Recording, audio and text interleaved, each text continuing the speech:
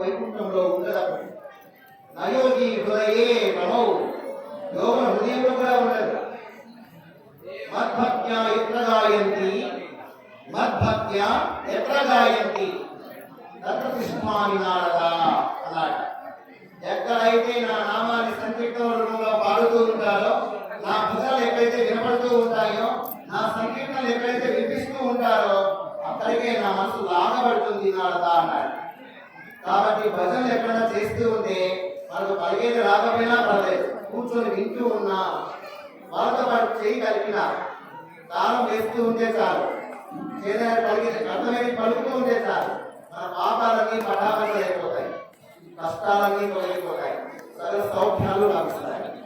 ప్రతి ఒక్కరూ మనం కోరుకునేది ఏమిటంటే ప్రతి ఒక్కరూ సుఖంగా ఉండాలని, సంతోషంగా ఉండాలని కోరుకుంటాం. అందరికీ ఆలోచన చేస్తున్నాం.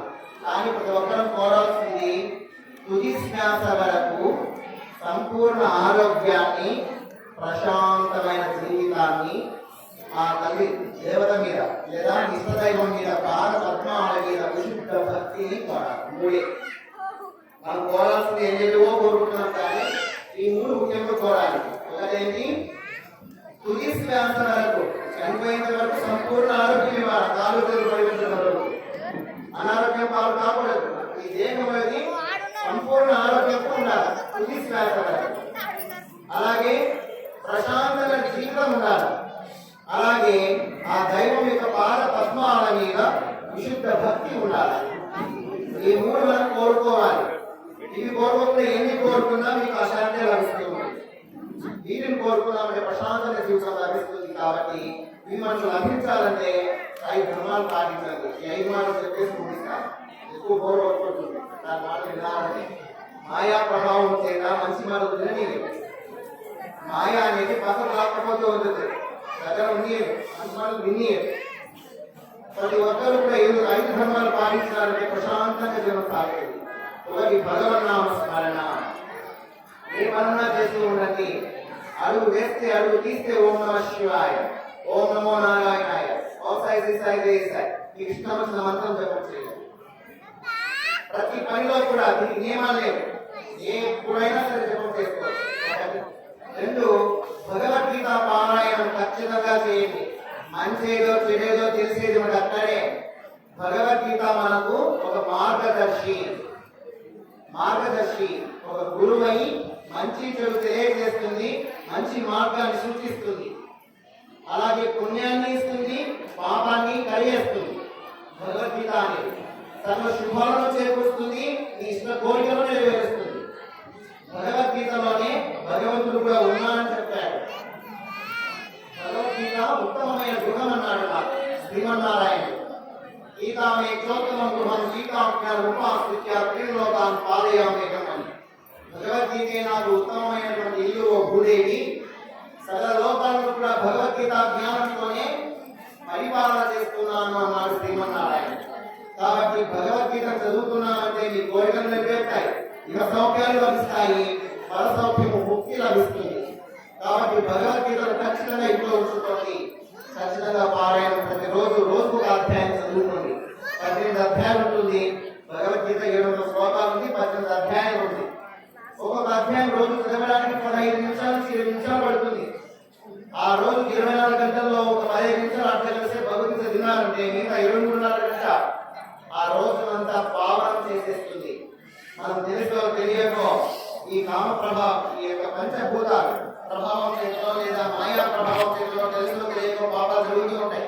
సంసారంలో ఉన్న తర్వాత ఏ రోజు ఆ రోజు ప్రక్షాళన చేసుకోకపోతే పెద్ద సంకటమైన ఇబ్బంది కలిగిస్తుంది. కాబట్టి సులభంగా పాపాన్ని కలిగేసుకునే మార్గం భగవద్గీత పారాయణమే. మనల్ని కూడా మహాత్ములుగా మారుస్తుంది భగవద్గీత, సద్గురువులుగా మారుస్తుంది భగవద్గీత, ఉత్తమ ఆదర్శవంతులుగా మారుతుంది భగవద్గీత. 1 భగవన్నామ స్మరణ, 2 భగవద్గీత, 3 భజన. ఎక్కడన్నా భగవద్గీత భజన చేస్తున్నారన్నా నేర్చుకున్నారా తప్పకుండా వెళ్ళండి. భజన నేర్చుకుంటే మనకు ఆరోగ్యంగా వాతావరణం శుద్ధి అవుతుంది, ప్రశాంతంగా ఉంటుంది. వాడిన వాళ్ళకు వింటున్న వాళ్ళకు కూడా మంచి జరుగుతుంది.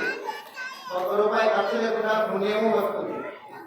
చాలా శుభకరమైనటువంటిది, ఆరోగ్యదాయకమైనటువంటిది, భగవంతుని మన వైపు తిప్పుకునేటువంటిది భజన అనేది.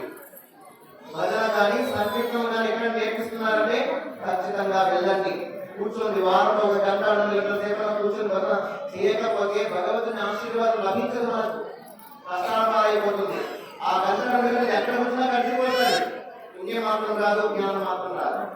అందువల్ల సమయం దొరికిందంటే భజనలు సంగీతాలు వినండి, పాడండి, ప్రవచండి, కనిపించండి. ఒకటి వచ్చేసి భగవన్నామ స్మరణ, 2 భగవద్గీత పారాయణ, 3 భజన. 3 భార్య గుర్తుపెట్టుకోండి, భగవన్నామం, భగవద్గీత, భజన, ఆ 3 భార్య. 4వది వచ్చేసి సజ్జన సాంగత్యం. సద్గురు యొక్క సాంగత్యం చేయడం వల్ల అనంతమైనటువంటి పుణ్యరాశి వస్తుంది, జ్ఞానం తెలిసి వస్తుంది, మన పాపాలను కూడా కలిగేసుకోవచ్చు. సాధూనాం దర్శనం పుణ్యం, సాధు సంతులను గురువులను దర్శిస్తే పుణ్యం వస్తుంది. స్పర్శనం పాపనాశనం, వాళ్ళ పాదాలు నమస్కరించినామంటే తల తాగించి సకల పాపాలు నశించిపోతాయి. సంభాషణం కోటి తీర్థంచ, వాళ్ళతో సంభాషిస్తే వాళ్ళు చెప్పే 4 మాటలు విన్నామంటే కోటి తీర్థాల్లో ఉన్నంత పుణ్యం వచ్చి పడుతుంది. వందనం మోక్షదాయకం, వాళ్ళు నమస్కరిస్తే చాలు మోక్షం వచ్చేస్తున్నారు. శాస్త్రాన్ని నమస్కరిస్తే చాలు వాళ్ళ ఆశీర్వాదంతో మోక్షమే సిద్ధిస్తుంది. రామకృష్ణ పరమహంస, రమణ మహర్షి, ఆదిశంకరాచార్యుల వారు, షిరిడి సాయినాథ్ మహారాజ్, సత్య సాయిబాబా వాళ్ళు, స్వామి దయానంద సరస్వతి, రమణ మహర్షి లాంటి వాళ్ళు, దైవానంద లాంటి వాళ్ళు ఎంతో మంది ఇలాంటి మహాత్ములు.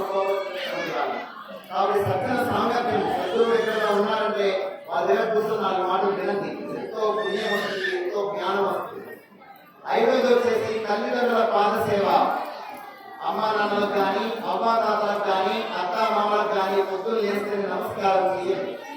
పాదాలకు తల తాకించి నమస్కరిస్తే ఒడిగేది ఏమీ లేదు, వక్రంగా ఉండేటటువంటి సక్రమంగా తయారవుతుంది.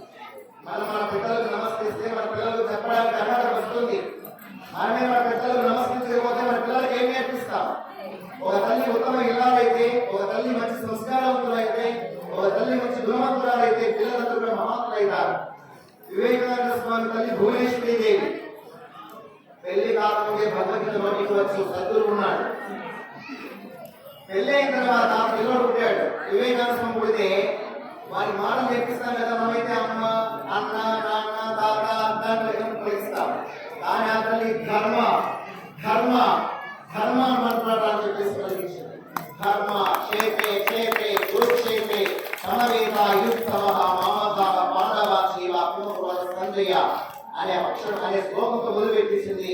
ఈ శ్లోకము భగవద్గీతలో మొదటి శ్లోకము. వారికి 45 సంవత్సరాల వయసు రాలేదు.